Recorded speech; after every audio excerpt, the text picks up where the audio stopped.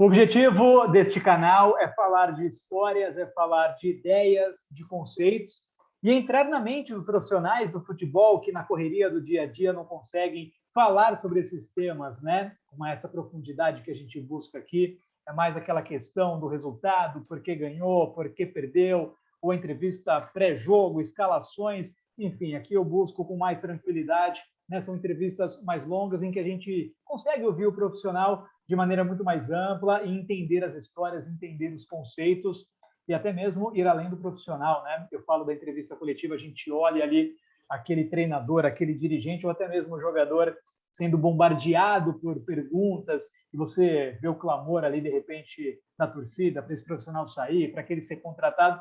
Só que por trás tem um ser humano, tem uma pessoa que tem história, que tem família, enfim. Então, trazer esse lado para você que acompanha a gente, seja pelo vídeo, seja no áudio, no podcast, é sempre algo muito interessante, por isso que eu estou sempre muito satisfeito com o resultado das entrevistas. E claro, né, porque eu tenho grandes personagens sempre ao meu lado, e o convidado de hoje é o técnico Ney Franco. O Ney tem uma história maravilhosa no futebol de base, futebol profissional, seleção brasileira, conquistas, enfim, é muito bacana trazer a história do Ney Franco, para que até pessoas que estejam começando no futebol e de repente ficam meio desanimadas com as frustrações iniciais que são comuns em qualquer profissão, e o futebol não é diferente, a história do Ney eu tenho certeza que, além de ensinar, ela pode inspirar muitos profissionais, não só do futebol também, carreira como um todo, né? Claro que cada profissão tem a sua particularidade, mas uma gestão de carreira ela pode ser feita para qualquer profissão.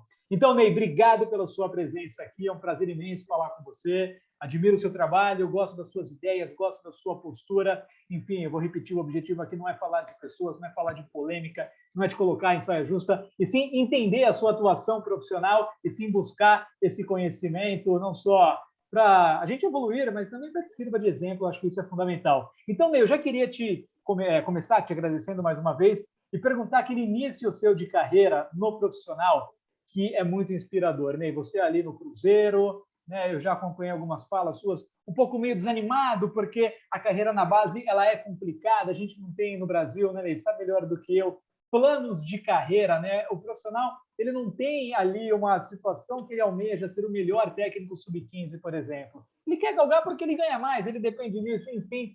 E aí você vai para o Ipatinga, bom, e a história é maravilhosa, conquistas, vai para o Flamengo na Copa do Brasil, sendo recém-eliminado, ganha a Copa do Brasil contra o Vasco, enfim, esse início de carreira, Ney, olha, é demais, viu? Grande abraço, obrigado por estar aqui, Ney Franco. Capretes, primeiro, obrigado pelo convite, né? E falar de futebol para mim sempre é muito bom, né? Falar da carreira para mim também é legal, né?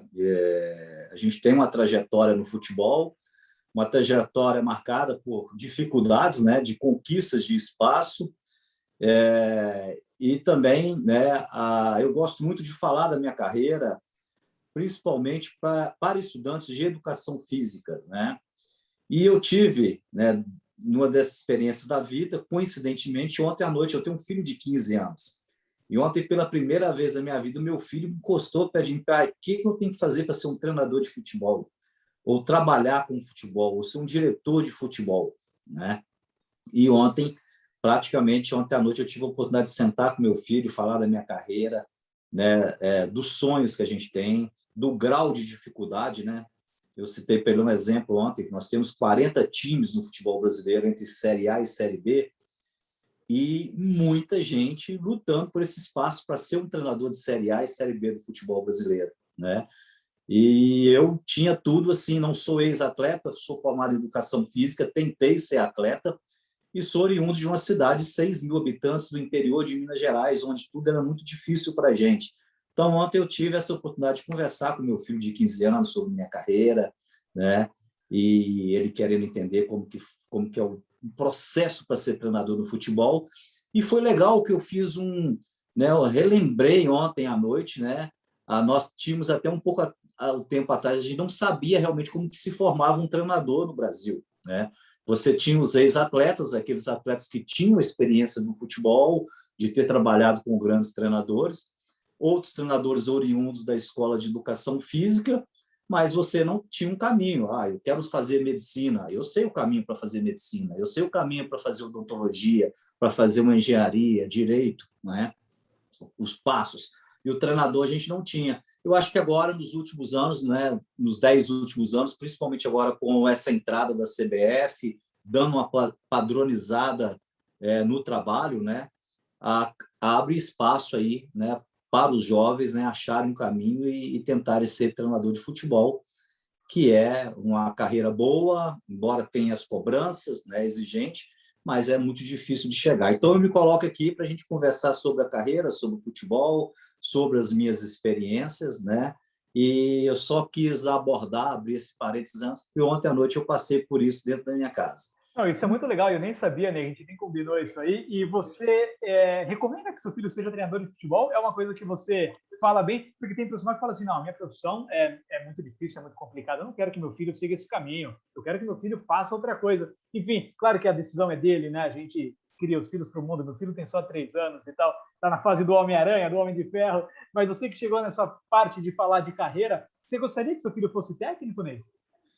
Pois é, Capretes, ontem eu voltei no tempo, né? Porque eu me lembro muito bem que ele tem 15 anos. Eu, com 15 anos, 16 anos de idade, é quando você começa a pensar no futuro. Você é adolescente, você está estudando, né? E eu voltei no tempo quando eu resolvi fazer o curso de educação física, né? E eu lembro que na minha família, eu tenho muitos familiares, né? Tem irmãos médicos, tios médicos, né? Quando eu resolvi fazer educação física, foi assim, para os meus pais, não era eu sou o filho mais velho também da minha casa, meus pais sentaram comigo, eles tinham um plano na época que eu fizesse odontologia, e eu, de uma hora para outra, cheguei com um curso de educação física em casa. E, logicamente, que na época eu não pensava em fazer educação física para me tornar um treinador de futebol. Década de Eu 80, estava na isso aí, mais época. ou menos, Ney? Como que é? Década de 80, mais ou menos isso, né? Isso foi. Eu passei no vestibular em 87, eu terminei o segundo grau em 85, tirei o terceiro ano, fiz o meu primeiro vestibular para odontologia após o terceiro ano, não passei, e depois fiz uma preparação de um ano no cursinho. Comecei o ano, né, falando em casa que ia tentar medicina e odontologia, mas no meio do ano eu defini por educação física. Então, eu fiz um ano de cursinho em 86, e em 87 eu entrei no curso de educação física, sim, querendo ser um professor, né? O sonho maior era, e gosto muito, era ser um professor universitário, esse era o meu grande desejo, né? Mas dentro da universidade, né, com as experiências, eu como todo o adolescente brasileiro, o jovem brasileiro, meu sonho era ser jogador de futebol, né, profissional. Eu, dentro da minha comunidade, eu sou de uma cidade de 6 mil habitantes, eu tinha um certo destaque como atleta da minha comunidade, e depois estendi isso, né? Estava fazendo um teste no Tupi de Juiz de Fora, culminou com a época que eu passei no vestibular. E depois continuei jogando na universidade, jogos universitários. Eu sou formado na Universidade Federal de Viçosa, joguei em clubes da cidade, lá disputando regionais amadores, e isso me ajuda muito hoje no meu dia a dia. Mas dentro da universidade, eu comecei a me especializar em futebol, dei muita sorte de ter entrado numa universidade, que é a Universidade Federal de Viçosa, que é uma universidade que trabalha muito, a cadeira do futebol ela é muito forte. Então, eu tive dentro da universidade alguns professores que me conduziram, né, para especializar em futebol. E nesse período, né, que eu era o estudante universitário, o meu curso era para ser feito em 4 anos, e eu fiz o curso em 5 anos. Então, nesse último ano, né, foi o ano que teve uma Taça BH de futebol júnior, Taça BH de futebol júnior em Viçosa, e eu, por ser estudante de educação física e ser atleta da universidade, eles procuraram no departamento de educação física um estudante que tinha um perfil para ser o treinador local, e eu fui escolhido. Então, foi para a sede o Atlético Mineiro, o Caxias do Rio Grande do Sul e o América do Rio, e montou-se uma seleção da cidade de Viçosa. Eu fui treinador dessa seleção e ali eu tive a oportunidade de começar a conhecer pessoas da área do futebol, que eu acho que é o grande caminho, você entrar no meio e conhecer pessoas, porque não adianta você só ser um bom profissional se você não tem pessoas ali, né, para te dar as oportunidades. E essa primeira competição em Viçosa realmente começou a abrir portas aí nas equipes profissionais. Não, com certeza. Ninguém faz sucesso sozinho, né, Ney? Para você ir para a Lua ou para construir uma casinha de cachorro, você precisa de outras pessoas. Precisa de ajuda, precisa de uma rede para te auxiliar e te levar ao que você quer. Então, pessoas fundamentais. E, poxa, Viçosa, né? Até mandar um abraço para o professor Israel Teodo Costa. Já entrevistei aqui no canal.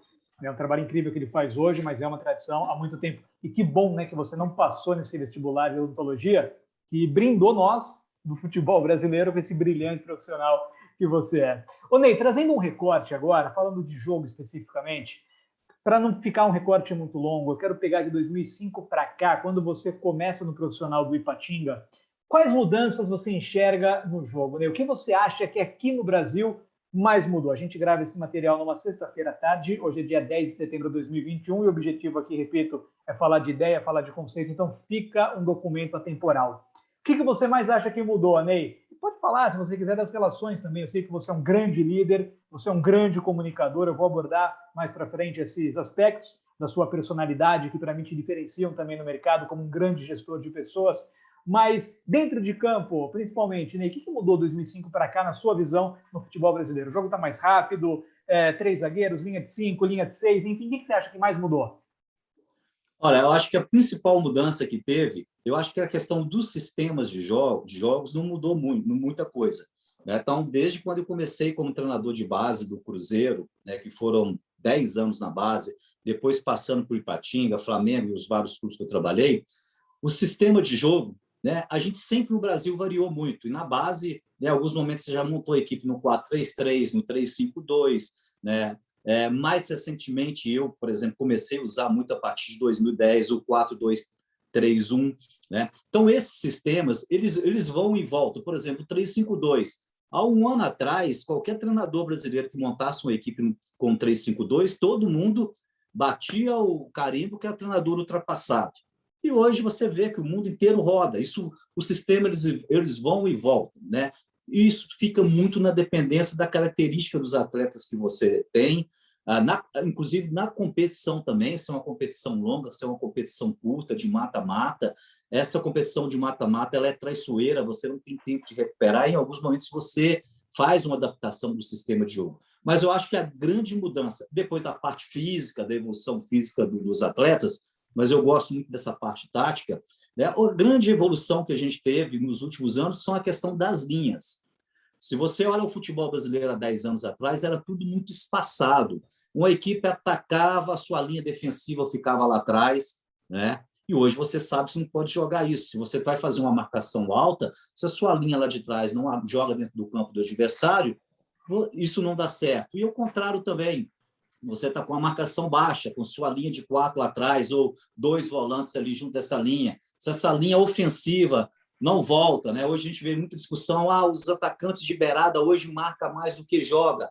Mas o futebol mundial, ele perde isso, essas linhas muito próximas.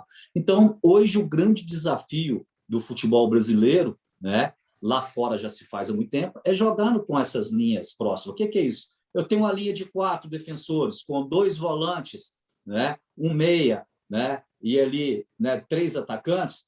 Essas linhas jogarem próxima. Quando está na parte ofensivamente, todo mundo dentro do campo adversário. Quando vem para trás, todo mundo atrás. Então, essa foi a grande mudança no futebol brasileiro, e a gente percebeu essa mudança muito de 2011. Né? Eu lembro que em 2010 eu tive a oportunidade de disputar um sul-americano e um mundial com a seleção brasileira, onde eu enfrentei as equipes europeias. E eu lembro que o nosso confronto no Mundial contra a Espanha, nos 15, 20 minutos iniciais de jogo, a gente não pegava na bola, os caras 2 toques, e se você estudando o adversário antes, tudo muito próximo. A gente teve que fazer um ajuste na equipe, aí a gente cresceu na equipe, a gente espelhou o jogo, né? Aí nossa equipe cresceu, e acabamos passando pela Espanha num jogo muito complicado. Então, eu acho que no futebol brasileiro, recentemente, a grande discussão é essa discussão das linhas. No momento de marcar em cima, marcar abaixo, como se faz, né? Que o pessoal fala o jogar interlinhas, intralinhas, né? Esse foi a grande. E as questões das transições ofensivas e defensivas. Isso tudo aliado realmente ao que faz uma boa equipe, é ter qualidade, né?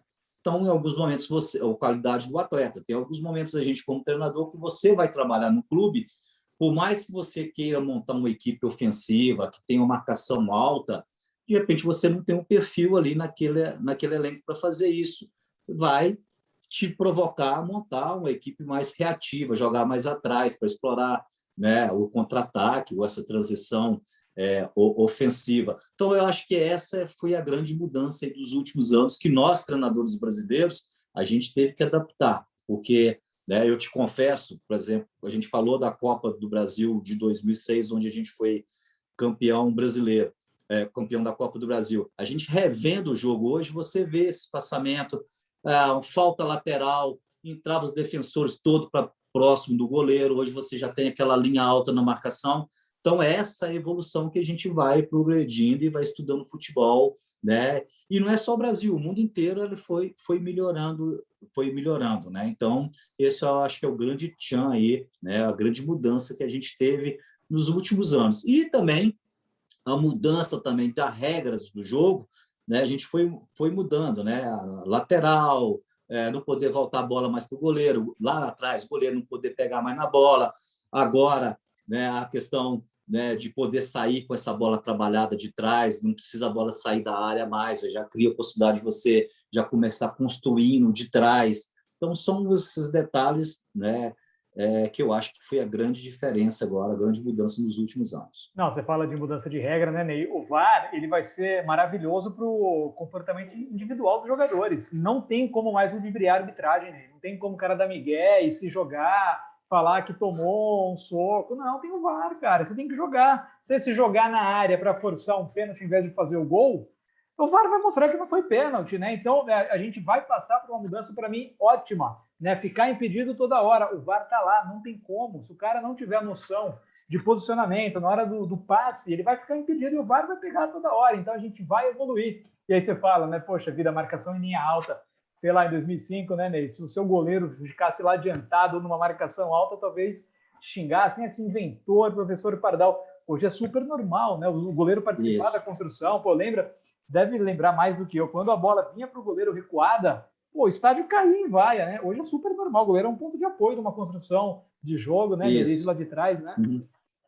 Não pode exagerar também, né? Eu acho que hoje a gente estuda algumas números de alguns clubes, porque você vai jogar contra, ou você tem as curiosidades também.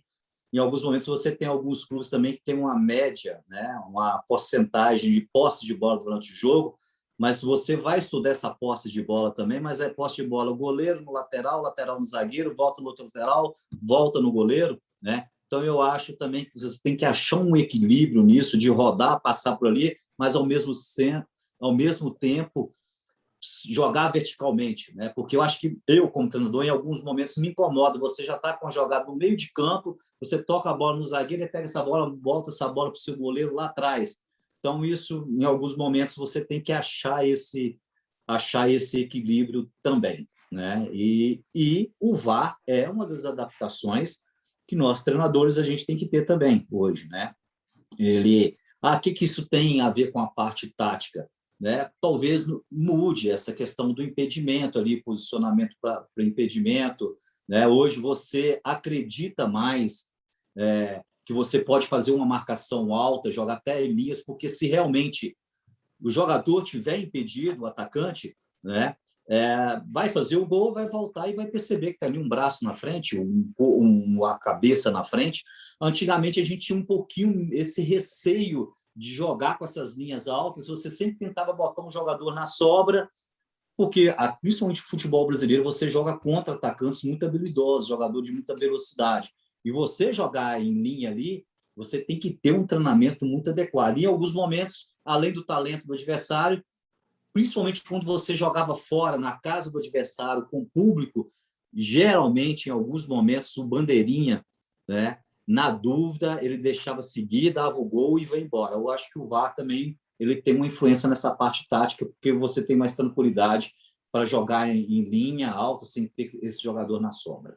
Não, perfeito. E você fala de pandemia, estamos ainda numa pandemia sem público, né? Voltando gradualmente, que muda também, né? Eu sempre cito, essa molecada do Palmeiras não pegou torcedor no estádio, ganharam Libertadores, Copa do Brasil, mas não sabem o que é um estádio cheio para o bem e para o mal, na alegria, no aplauso, mas na vaia e na pressão. O Ney, e você citou, né? Cada equipe joga de um jeito e dá para ver no seu trabalho, na sua história, uma flexibilidade muito grande. O seu Flamengo de 2006 era diferente, por exemplo, do seu São Paulo na Sul-Americana em 2012, que era diferente da seleção sub-20, que você tinha Neymar, Lucas, jogava de um jeito, então você se adapta ao que você tem nas mãos, isso é muito bacana. Agora, quais são, Ney, os princípios que você não abre mão? Independentemente do seu elenco, algumas situações que são características do Ney, que a gente pode olhar para uma equipe, tirar o uniforme e mesmo assim saber que é uma equipe treinada pelo Ney Franco. Falo de marcação por zona, bola parada, você prefere uma marcação por zona individual, mista, comportamento de transição, coisas que talvez o torcedor ali não repare muito, mas que você, como técnico, sabe que ali são coisas que você não negocia, que são suas. Quais são, Ney? Tem alguns princípios que você não abre mão? Não, tem alguns princípios que eu gosto. Por exemplo, eu gosto muito de começar. Primeiro, o sistema de jogo. Né? Eu gosto sempre de montar uma equipe com a linha de 4 atrás e tentar colocar 3 atacantes. E o setor do meio de campo, você ajustar. Em alguns momentos, 2 volantes, jogadores de beirada, né, que tem um conceito com a posse de bola, viram meias e depois viram volantes, né? Ou só 2 volantes e um meia centralizado, e o posicionamento desses homens de beirada. Esse é um conceito que eu gosto, né? De ter 4, praticamente jogar num 4-3-3 ou um 4-2-1, né? 3. Esses são os conceitos básicos. Depois desse conceito, né? Aí fala, Ney, mas você foi campeão da Copa do Brasil nos 2 jogos do Vasco, jogando no 3-6-1. Era o momento, pedia aquilo ali. Eu tinha 2 alas, o Juan do lado esquerdo e o Léo do lado direito, que o adversário, quando atacava, explorava muito as costas deles. Mas, de compensação, quando a gente atacava, os 2 atacavam ao mesmo tempo, tinha facilidade de virar meia, ir no fundo, jogar pelo meia. Eu me adaptei e fiz uma equipe praticamente jogando com 3 zagueiros, liberando esses 2 alas, botei um volante centralizado, na época que era o Jonatas, né? Botei o Luizão de atacante de referência, lancei o Renato Augusto com 17 anos na final e montei um time praticamente jogando no 3-6-1, no 3-5-2, né? Dando essa liberdade do Renato Augusto chegando lá. E foi legal que deu certo. A gente foi campeão dessa forma, porque eu mudei a forma de jogar na semana do confronto contra o Vasco. A gente vinha disputando o Campeonato Brasileiro jogando um 4-4-2, né? E a gente mudou na semana e, felizmente, a gente ganhou. E foi legal que o jogo a gente ganhou de 1-0 com o gol do Juan, né? Lateral, na entrada da área, e antes a jogada que o Léo Moura chutou. Então, os 2 laterais por dentro. Então, esse tipo de leitura, e quando você ganha assim, para o treinador é muito gostoso. Mas você, né, mais uma vez, aí voltando à forma como eu gosto. Eu gosto, primeiramente, depois desse conceito de posicionamento dentro de campo, uma equipe que tenha qualidade para sair com essa bola atrás, com essa bola trabalhada, sem muito chutão. Se precisar, em alguns momentos, sair de chutão, tiro de meta, a gente sai também, porque isso depende do campo, depende do adversário. Então, é a leitura de jogo que você tem, né? Agora, eu te confesso que, a partir de 2... Eu vinha jogando muito num 4-3-3, né? Num 4-4-2, né?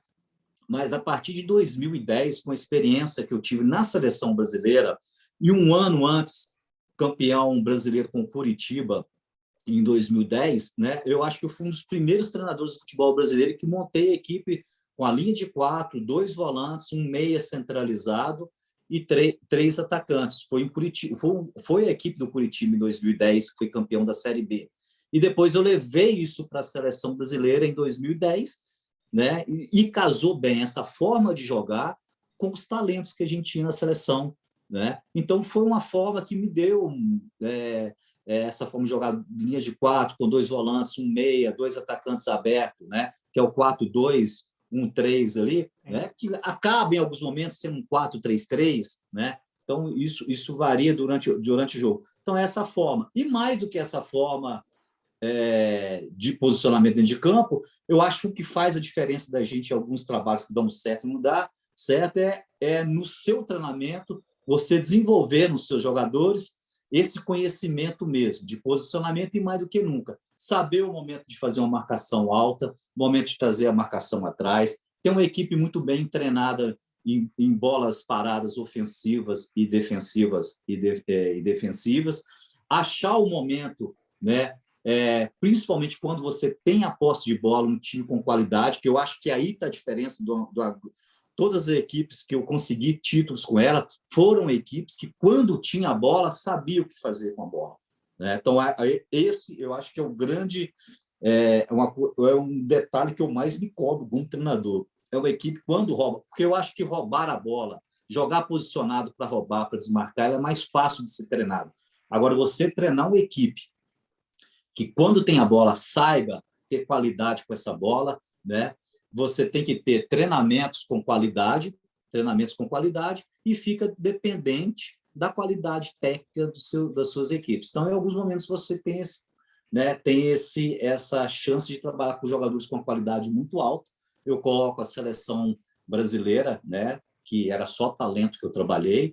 O próprio São Paulo, em 2012, foi uma equipe com uma qualidade enorme, com o Lucas num momento muito bom, o Oswaldo, eu recuperei no São Paulo muito bom, o Jadson na meia, o Luiz Fabiano, né, o William José como opção também de atacante, o Denilson de volante, ali com o Wellington num momento muito bom também, né? Então, são trabalhos assim que eu lembro. O trabalho do Coritiba, em 2010, campeão da Série B, também me deu condição de jogar dessa forma. Em alguns momentos, você chega no clube com essa ideia de montar isso, mas você não consegue, porque você não tem as peças, e talvez você não tenha nem tempo para treinar hoje em dia por causa do calendário. Você joga no domingo, por exemplo, a experiência que eu tive no Cruzeiro, fiquei 7 jogos à frente do Cruzeiro. Eu cheguei num clube que você jogava domingo, quarto, domingo, né? Que você não tinha tempo de até conhecer os atletas, de colocar um perfil. Então, essa é a questão do calendário, em alguns momentos, interfere também na forma que você quer que a sua equipe jogue e você não consegue, por algum motivo, não conseguir impor nessa forma de jogar, porque você também não tem muito tempo, né? E aí que tá, Ney. Eu queria entrar agora na questão do treinamento, que eu sei que você é um profissional que valoriza muito a questão do treino. Você acabou de citar, sem eu mesmo perguntar, que é treino, é estímulo, é o fazer o jogador entender uma ideia, o que não é simples, não é trivial, não é da noite para o dia, né? E aqui no Brasil, se a média, Ney, é de 2, 3 meses de um técnico de Série A e de Série B, você ficou 7 jogos no Cruzeiro, cara. O que você pôde passar de ideia em 7 jogos, quarta e Nenhuma. domingo, né? Não, e no momento que o clube não podia contratar atletas, eu Pois pedi é. 2 contratações, essas contratações chegaram, que é o Giovani, que está até hoje, né? E o Indy, um jogador que estava em Portugal, e esses jogadores não puderam jogar comigo, né? E num momento muito difícil, conturbado com jogos, o clube com problemas econômicos sérios, e isso acaba, o treinador não tendo resultado, acaba... A gente sabe que o sistema todo ali não era só treinador, tanto que neste ano passou o Adilson, passou o Enderson, né? Passou o Filipão, são treinadores, né? Principalmente experientes em Série B, e ninguém conseguiu ali realmente fazer um bom trabalho, mas isso acontece com todos nós, né, profissionais. Tem clube que a gente vai conseguir chegar e fazer um trabalho sólido, né? E tem outras vezes que a gente não consegue. Sim. Não, mas aí que tá, né? Então, entendendo todo esse cenário, você ficar 2, 3 meses, você ficar 7 jogos num clube, que é absurdo. Não é à toa que os técnicos desenvolvem competências muito mais de sobrevivência do que um jogo elaborado. Você ficou 7 jogos, como você vai fazer? É a sua carreira. Quem vai ser demitido é você, o treinador. Então, é sempre muito complexo isso, né? O treinador não evolui. Não, tem que entender o ecossistema. Mas assim, Ney, você tem uma metodologia de treino, você prefere algo sistêmico complexo, você vai na linha do treino analítico, o que para muitos talvez seja um absurdo falar em treino analítico, o que eu não acho, porque eu já ouvi, né, Ney? Poxa, se eu tirar o treino do meu lateral antes do jogo, se ele não ficar 20 vezes cruzando uma bola ali para ninguém, ele não tem confiança para na hora do jogo cruzar. Então, é sempre entender o contexto, entender o ambiente e as pessoas principalmente. Mas tem, Ney, você gosta, não sei, da periodização tática, você vai mais na linha dos espanhóis, um treinamento estruturado, ou você prefere, de repente, entender o que dá para fazer, o que você tem nas mãos? Depende muito do trabalho do seu antecessor, né, Ney? Você já tem uma espinha, você já tem uma ideia, enfim, como que você lida nessa loucura do futebol brasileiro com a questão do treino, Ney? Por favor. Ô, Capleto, é uma baita de uma pergunta, cara. Primeiramente, é o seguinte, eu sou um treinador que eu gosto de acompanhar o que está acontecendo no mundo em termos de evolução. E, graças a Deus, eu trabalhei em clubes, principalmente na base, que eu tive muita experiência internacional, né? Durante os 10 anos que eu trabalhei no Cruzeiro como treinador, eu tive muita oportunidade de disputar torneios na Europa, né? Então, eu fiquei 10 anos sabendo o que acontecia na Europa e o que acontecia forma de posicionamento lá, e a gente discutia a forma de treinamento. Depois eu tive a experiência na seleção brasileira também, já falei de sul-americano e falei de mundial, mas disputei torneios na Espanha, na Argentina, na África do Sul com escolas americanas, e sempre me chamou muito, me encantou muito essa questão do posicionamento do jogo, o posicionamento de campo e essa atuação das linhas que a gente começou a estudar mais agora, como eu já falei recentemente, a partir de 2010 para mim. E aí a gente entra na metodologia de treinamento, né?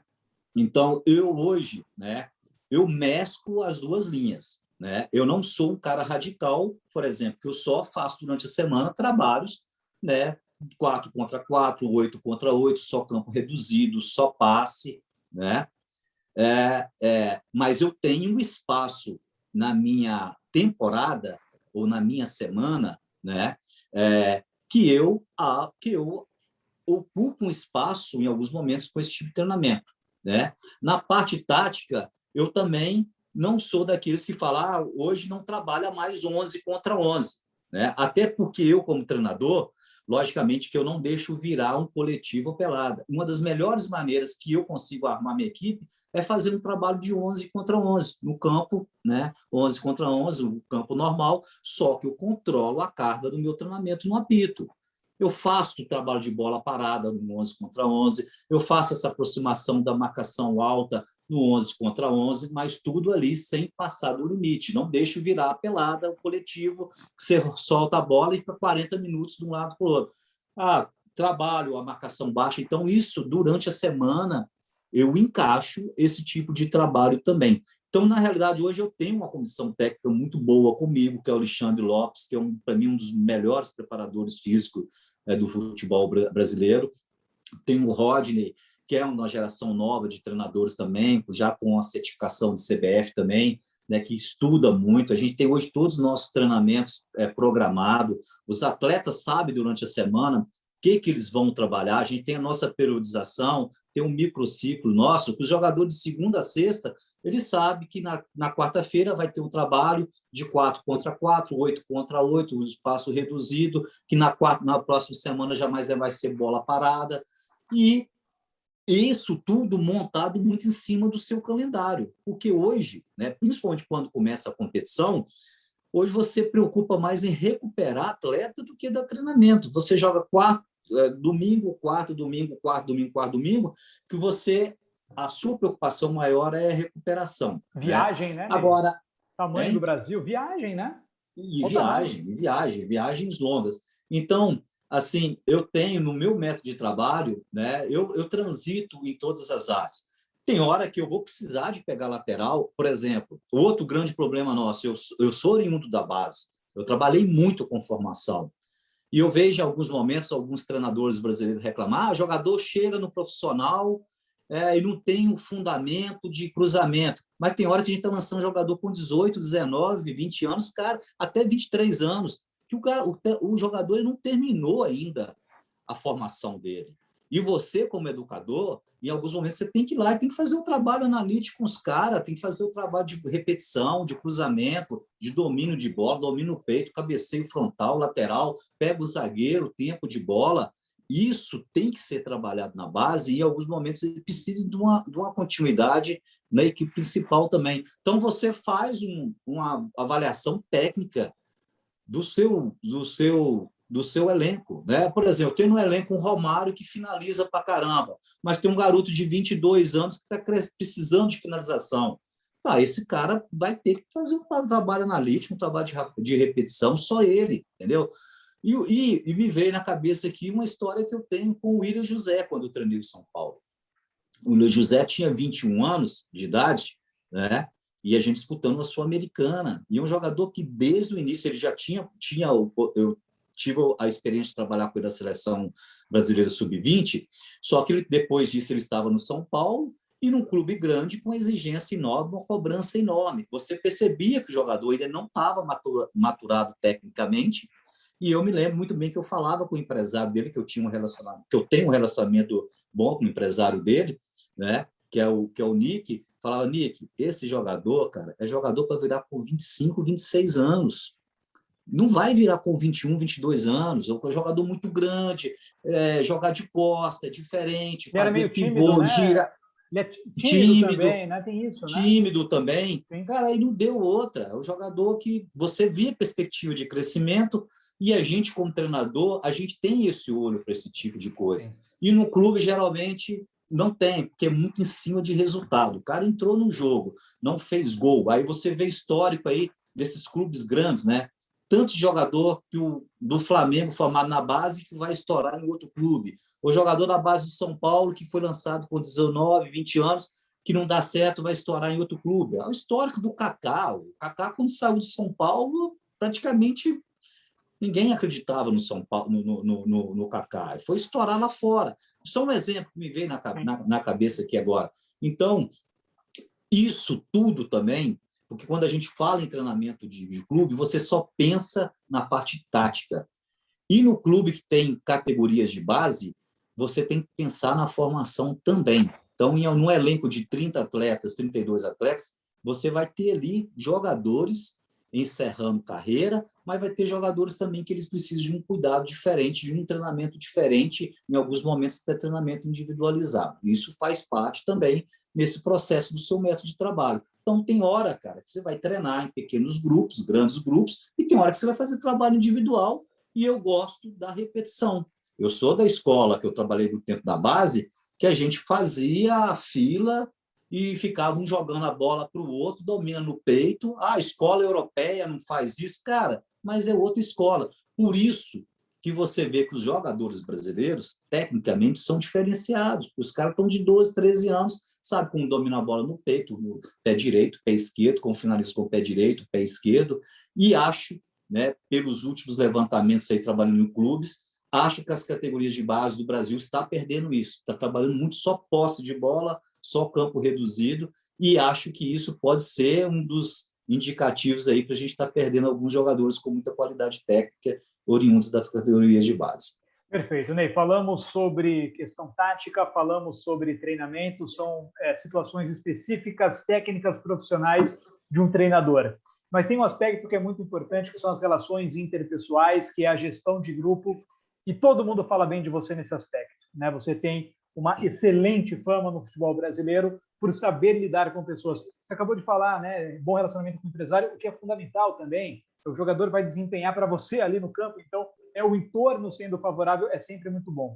E aí, Ney, eu queria pegar uma experiência sua na seleção, que foi super bem sucedida, fez 10 anos agora, o último campeão mundial sub-20 é você ganhou em 2011, e assim, muito se fala, o Brasil não ganha mais porque a geração não é tão boa, e assim, sem entrar na questão, Ney, que é dificílimo um técnico hoje de base conseguir ter os melhores jogadores. Os clubes não liberam, é complicadíssimo você ter os melhores, você nunca tem, pega hoje, os melhores sub-20 estão na principal, já você não consegue ter. Então, eu fujo dessa questão do lugar comum, não, a geração não é boa, a safra não é boa, não é isso. E eu tenho, Ney, eu queria compartilhar com você algo que eu reflito, algo que eu tenho, e saber de você que esteve lá. Você, quando chega na seleção em 2011, Ney, você já era um técnico de profissional. Você já tinha uma Copa do Brasil pelo Flamengo, você vinha de um brilhante trabalho no Coritiba, o Coritiba cai naquela batalha campal horrorosa que teve, você é mantido no cargo, pouca gente lembra. Você é o fio condutor da reconstrução do Coritiba. Trabalho dificílimo, Ney. Trabalho dificílimo. E aí você chega numa seleção brasileira, ali com o Mano Menezes, né, depois da Copa de 2010, aquela coisa do Dunga. Eu tenho para mim, Ney, o seguinte, que para comandar seleções sub-20, é necessário um técnico do profissional, Ney? Porque muitas vezes eu vejo, e é de maneira geral refletindo, talvez o técnico da base não tenha estofo, não tenha tamanho para certas cobranças que um técnico já profissional tenha. Porque você está ali, Ney, com caras que já jogam Série A de brasileiro, que jogam na Europa, hoje mais ainda do que 10 anos, quando você foi, em 2011, campeão mundial e sul-americano, garantindo a vaga nas Olimpíadas.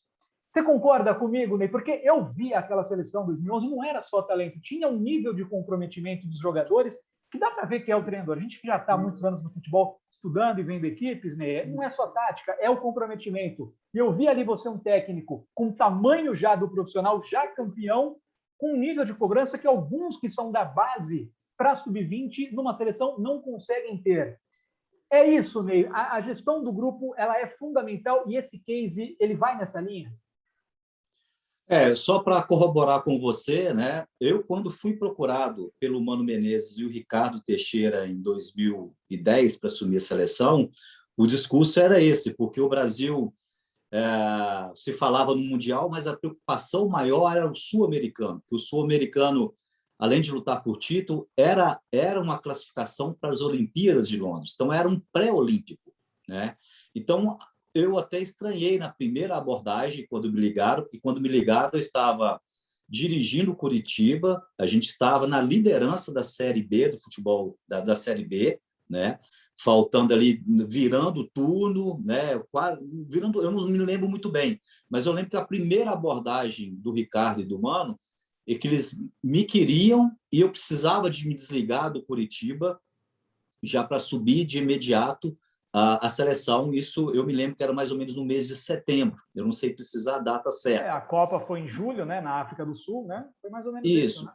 E a justificativa era essa, que eles precisavam, que era uma geração boa que o Brasil tinha, eles estavam preocupados com uma competição sul-americana pré-olímpico e eles queriam um treinador conhecido no cenário nacional, que já tinha conquista, que os jogadores já conhecessem, né? Então, eu negociei com eles, eu só assumiria depois de finalizado o trabalho do Curitiba. A Série B terminou no final de novembro, a gente foi campeão da Série B, e eu, em dezembro, já fiz a convocação. Logicamente que, já sabendo disso, já comecei a trabalhar, olhar jogadores, utilizei muito profissionais que trabalhavam na base. Lembro muito, na época, eu trabalhei muito, pedi orientação do Marquinhos Santos, que hoje é treinador do Juventude. Na época, ele era treinador do Sub-20 do Curitiba. Usei muito o Emerson Ávila, que era treinador do Sub-20 do Cruzeiro.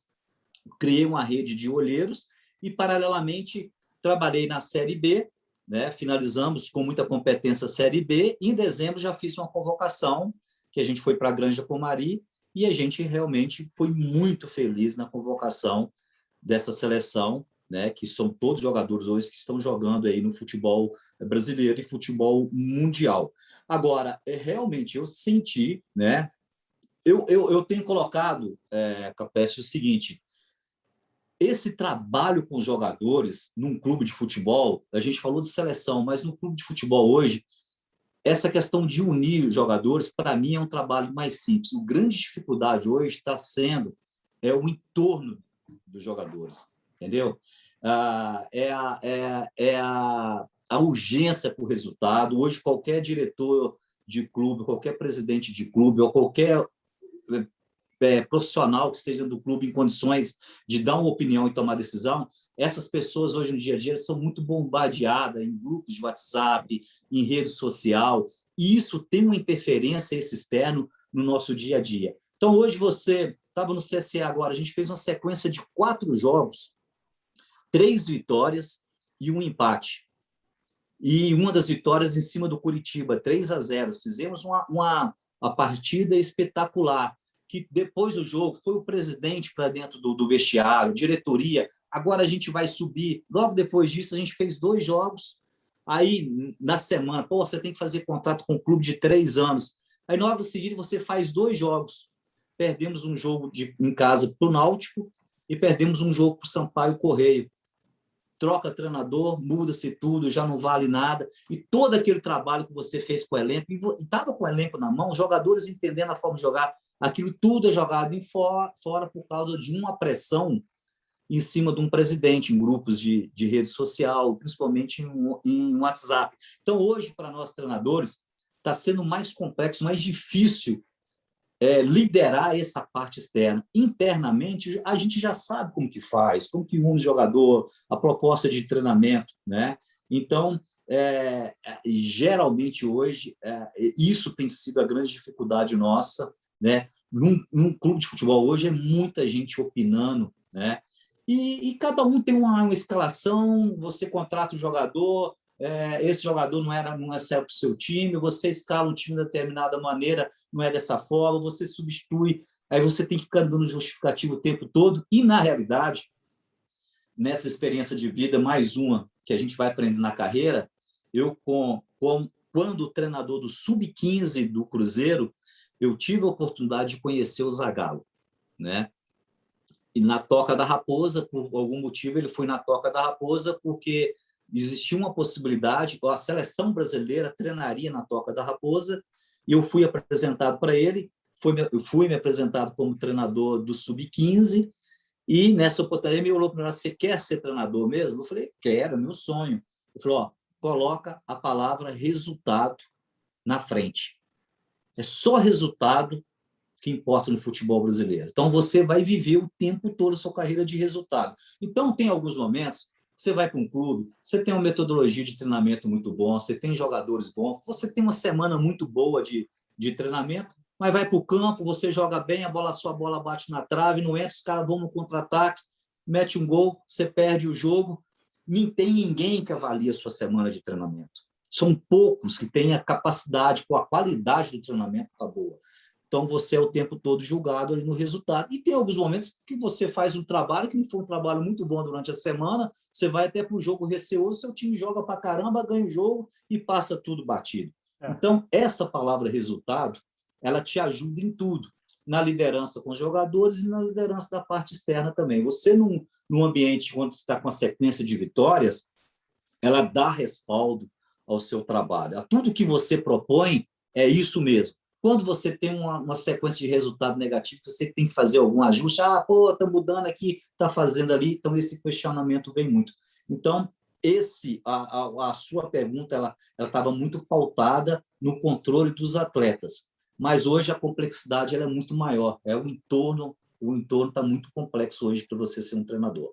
Excelente, né? E você, em vários momentos, cita a palavra aprendizado, né? Eu já ouvi você falar que quando você é convidado pelo Flamengo, ali jovem, né, no Ipatinga, fala: caramba, claro, que coisa maravilhosa, o Flamengo vindo atrás de mim, e que depois você falou: caramba, mas tinha lá um treinador, e você refletiu, né? E assim, passando já pela questão técnica, fomos nas relações interpessoais, e a outra competência, né, a reflexão intrapessoal do treinador, que é você com você mesmo, né? Talvez você lembrando, 2006, o Valdemar no Flamengo. Voltando um pouco no tempo, porque você deixa a seleção num trabalho espetacular, que até hoje é lembrado, até hoje você dá entrevista, você fala, porque não é fácil liderar. Você liderou o Neymar, que talvez falam que o Neymar hoje é difícil, que a galera não lembra lá do Neymar, né, o Ney Franco? Aquela briga com o Dorival Júnior, bater pênalti e tal. O Neymar sempre foi um jogador diferente, tá? O comportamento dele, aqui não é julgamento certo ou errado, mas não é fácil comandar o Neymar. E você faz um trabalho brilhante na seleção, se consolida, vai para o São Paulo, Ney. E assim, de novo, aqui já faz quase 10 anos, é campeão da Sul-Americana, mas ali você tem alguma situação com o Rogério Ceni. Você refletiu, você faria de novo? O Ney de 2021 teria tomado as mesmas atitudes? Você deve ter pensado muito nisso, porque chamou a atenção, Ney. Como que você lida hoje com aquele fato ali do Rogério Ceni? De novo, sem criar polêmica, sem entender a mente de um treinador de sucesso, que é o que você é hoje, está entre os principais do Brasil, não por acaso.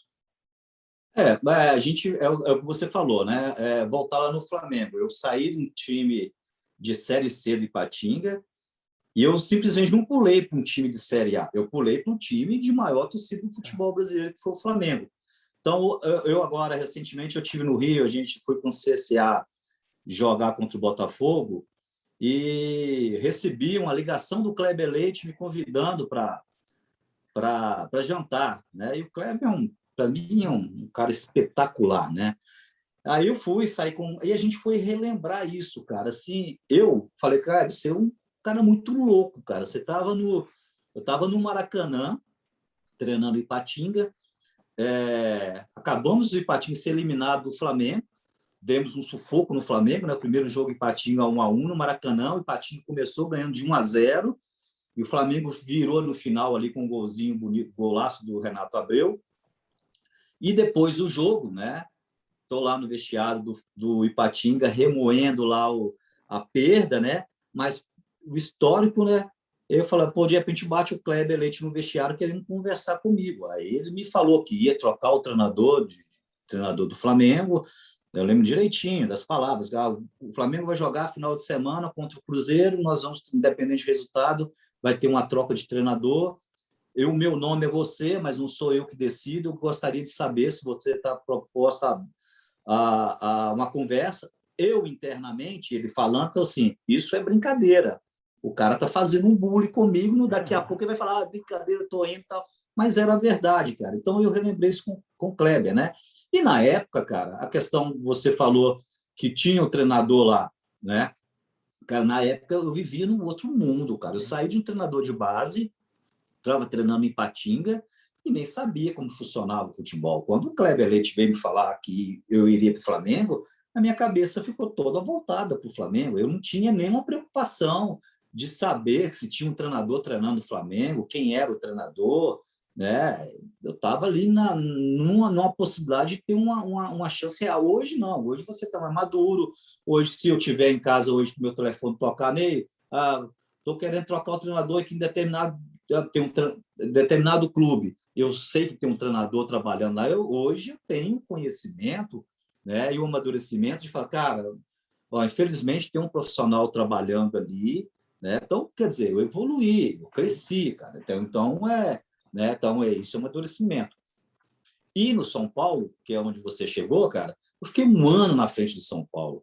Quem estuda os meus números no São Paulo e queira estudar com carinho, vê que eu fiz um baita de um trabalho no São Paulo, principalmente em 2012, onde eu peguei um time depois de uma eliminação de Copa do Brasil contra o Coritiba, um time muito mal no Campeonato Brasileiro, já para virar o turno, se não me engano, em 12º colocado. A gente dá uma arrancada, recuperei alguns atletas, como o Jadson, como já falei do Oswaldo, colocamos o Lucas jogando uma posição aberta lá direito, né?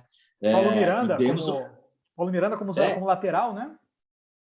O Paulo Miranda em alguns momentos ali, né, jogando de lateral, e a gente deu uma arrancada, a gente foi campeão, saiu de 12º colocado, terminamos o campeonato em 4º colocado, na época só 4 equipes disputavam a Libertadores, então o São Paulo, depois de 4 anos, voltavam a Libertadores pelo Campeonato Brasileiro, ganhamos melhor campanha do segundo turno, e, paralelamente a isso, a gente foi campeão da Sul-Americana, uma competição muito difícil, tecnicamente e principalmente em termos de viagem, cara. Eu lembro que a gente fez uma viagem para Loja, no Equador, cara, que a gente 3 voos e depois mais 1h30 descendo uma serra de avião, de ônibus, para jogar lá na quarta-feira à noite e voltar e jogar no Brasileiro aqui no domingo, cara. Então, os números são muito bons, né? Depois teve a virada do ano, no ano seguinte, que a gente foi disputar uma Copa Libertadores e realmente a gente não fez uma boa Libertadores por vários motivos, né? Primeiro que o clube não se reforçou para a Copa Libertadores, né? Não contratou. Eu lembro que na época eu indiquei o Dudu, ninguém conhecia o Dudu. Dudu tinha sido campeão brasileiro comigo no Coritiba em 2010, depois foi para o Cruzeiro, negociou ele para a Rússia. Eu queria trazer o Dudu, ninguém queria, não, na verdade ninguém sabia. Quis trazer o Goulart, que estava no Goiás, ele acabou indo para o Cruzeiro, e o São Paulo optou de fazer reforço só com jogadores que tinham sido destaques aqui no Campeonato Paulista. Aí depois a gente não fez uma Libertadores boa, e aí, cara, um time grande como o São Paulo, que não vai bem numa Libertadores, e a gente pegou no mata-mata, a gente classificou na primeira fase, depois a gente pegou no mata-mata o Atlético Mineiro, que foi até campeão no ano 2013, num momento espetacular, que jogar com o Atlético Mineiro lá no Independência era difícil, e o primeiro jogo no Morumbi a gente começa ganhando de 1-0, aí tem um jogador expulso, o Lúcio, aos 30 minutos do primeiro tempo, os caras com o Ronaldinho Gaúcho, o Bernard jogando pra caramba, os caras viraram para 2-1, e aí você tem que ir para o Independência, tem que ganhar do Atlético lá. A gente acabou sendo eliminado, tomamos de 4-1,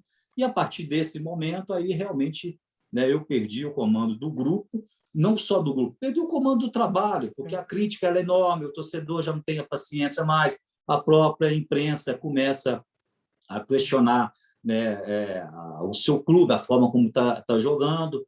Né? O presidente Juvenal, na época, me chamou para uma reunião logo depois dessa classificação. Eu achei que ele iria até me dispensar. Ele, pelo contrário, ele fez uma reunião, queria que eu continuasse, porque a gente tinha uma final com o Corinthians da Supercopa, né? Porque a gente foi campeão da Sul-Americana e o Corinthians foi campeão da Libertadores. Tinha esse confronto com o Corinthians que a gente apostava em ali a gente mudar a situação toda. Só que aí a gente teve o primeiro jogo e a gente perdeu o primeiro jogo com o Corinthians. Aí depois desse jogo teve a mudança. Mas voltando no assunto, Rogério, cara, eu não tenho assim nenhuma reação que eu tive com relação com os meus atletas com São Paulo naquela época que eu mudaria hoje. Eu tive uma relação normal que eu tenho com todos os atletas, né? Tive um problema com o Rogério durante uma partida da Sul-Americana, que ele, como atleta, ele pediu uma substituição para colocar determinado jogador dentro do campo. Eu não atendi, pois eu sou o treinador. Talvez, se eu achasse que era uma substituição realmente para ser feita, ela faria, independente se um outro jogador encostasse perto de mim e conversasse isso. Mas, na época, eu fiquei chateado quando eu decidi colocar um jogador e ele fez uma manifestação pública dentro do campo e eu não concordei com isso. Dei uma entrevista e não concordei. E não concordaria hoje de novo se acontecesse, né? Passaria por tudo isso de novo. Então, essa foi o problema, e depois que eu saí, né, o Rogério fez algumas críticas públicas e eu tive que, infelizmente, me defender, né? Dei as minhas declarações.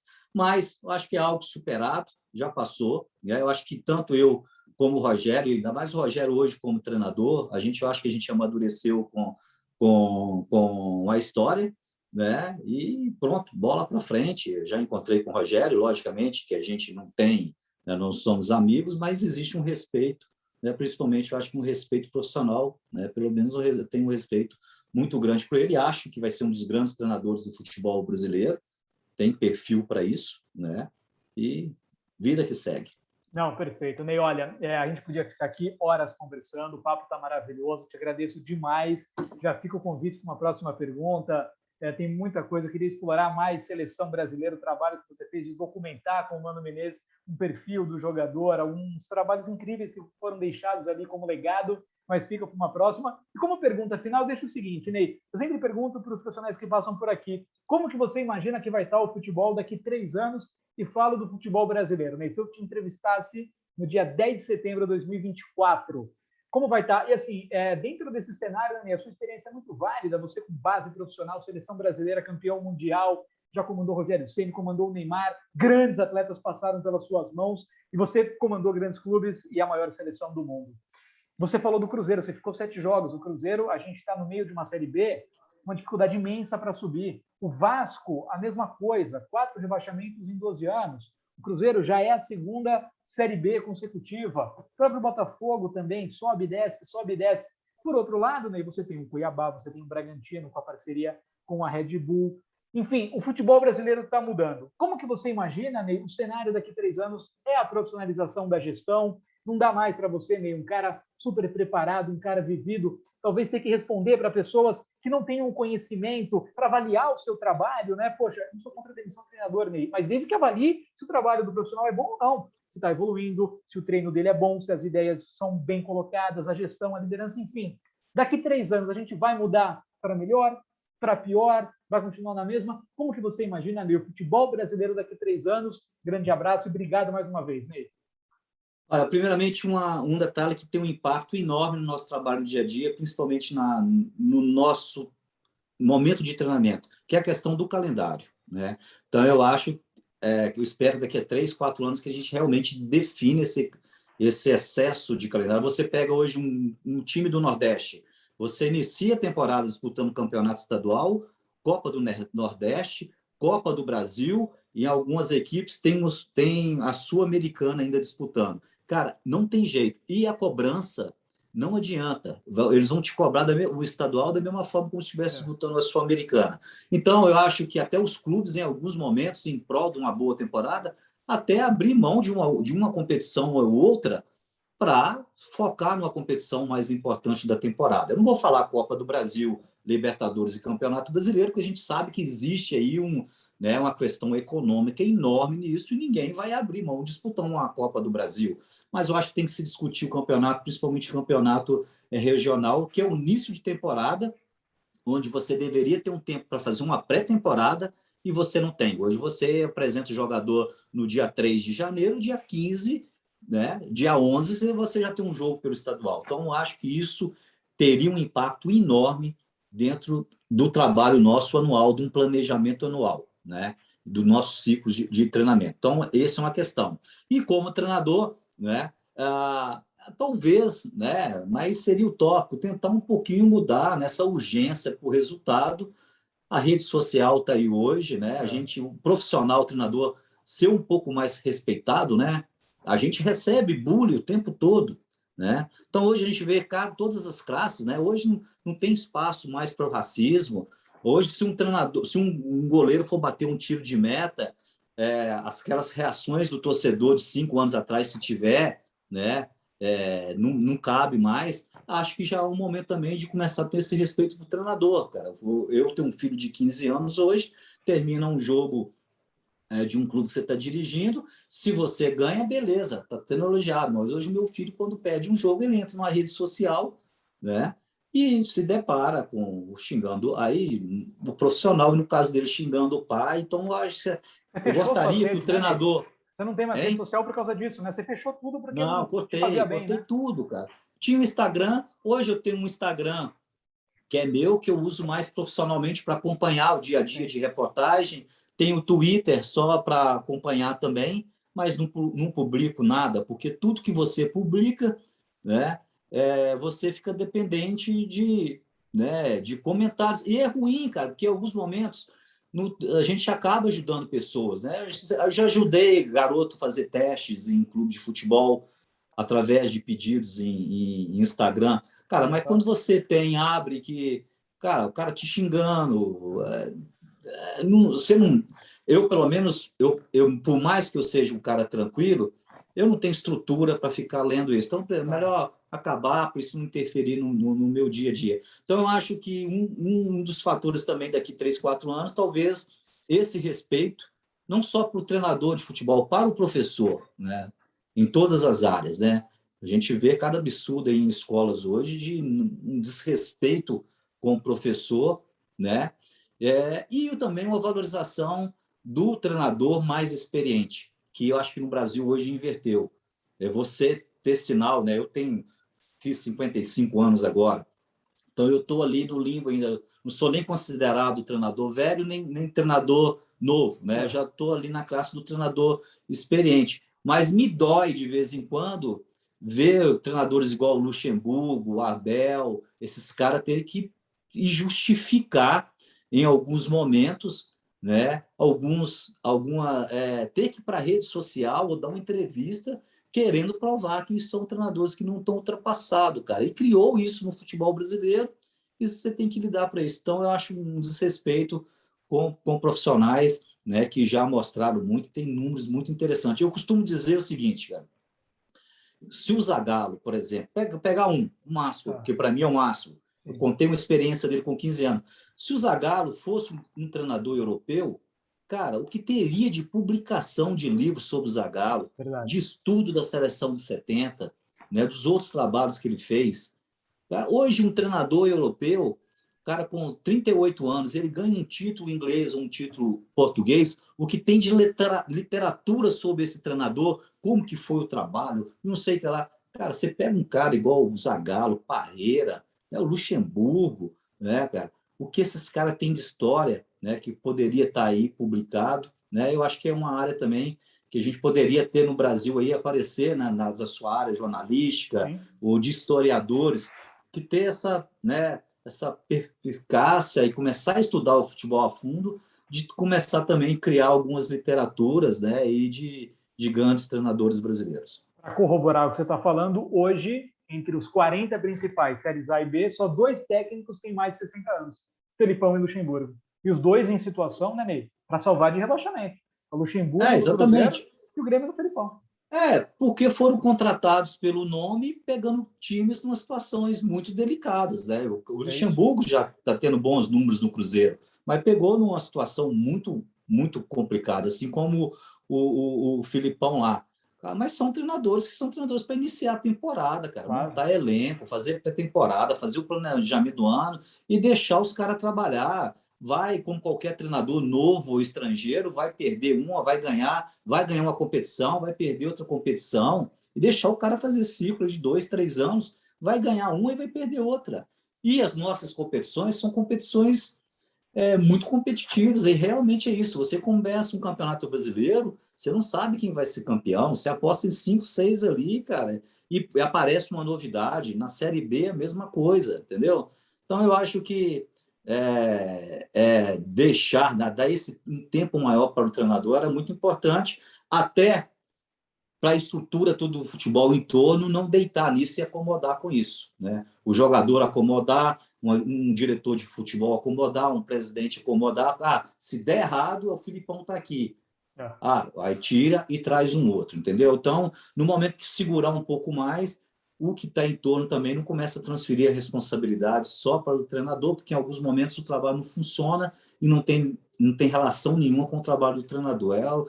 É o sistema de um clube que tem vários problemas e acaba desaguando ali só no treinador essa cobrança. Perfeito. Ney Franco, obrigado pela atenção mais uma vez, foi incrível, espero que você tenha gostado e ainda mais sucesso nessa carreira maravilhosa que você construiu. Obrigado e um abraço, Ney.